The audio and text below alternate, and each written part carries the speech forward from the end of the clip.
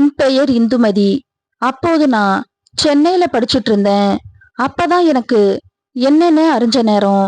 இந்த கதை எனக்கும் என் பாலா அத்தானுக்கும் நடந்த சம்பவம் பத்திய கதை. நான் அவரை அத்தானு தான் அழைப்பேன்.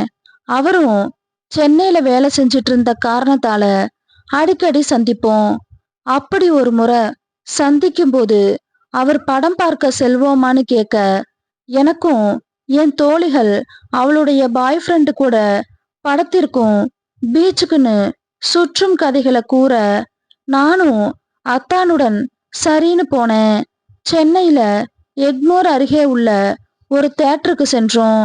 நாங்க கடைசி வரிசையில கார்னர் சீட்ல இருந்து 2 சீட்டு தள்ளி அமர்ந்திருந்தோம். எங்களுக்கு 2 வரிசைக்கு முன்னாடி இருந்த ஒரு வரிசையில ஒரு காதல் ஜோடி அமர்ந்தாங்க. படம் ஓட ஆரம்பிச்சுது. விளக்குகளும் அணைக்கப்பட்ட உடனே, இது நாள் வர நானும் என் அத்தானும் அவ்வாறு நினைச்சு பார்த்தது கூட இல்ல. அவர்களை பார்க்க பார்க்க எங்களை அறியாம என் கை என் அத்தான் கைய பிடிச்சுது. இதற்காக அவரும் காத்துட்டு இருந்தவர் போல உடனே அவரும் என் கைய பிடிச்சாரு. கொஞ்ச நேரத்துல இன்டர்வெல் வந்தது.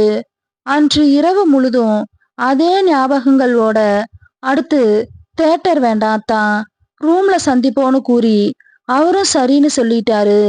பின்னர் இருவரும் அடுத்த சந்திப்பிற்காக காத்துட்டு இருக்க, அந்த வருடம் விடுமுறை வந்துச்சு.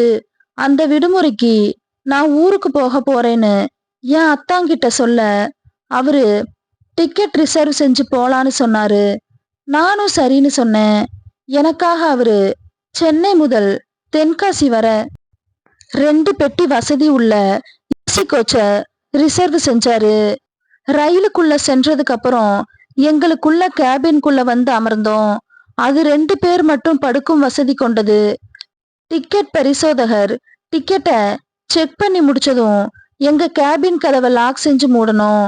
அடுத்த சில நாட்கள்ல அவர் மட்டும் திரும்பி செல்ல, நான் விடுமுறை வரை இருந்துட்டு மீண்டும் அவரை வர சொல்லி அவரோட மீண்டும் அதே ரயில்ல போனோம்.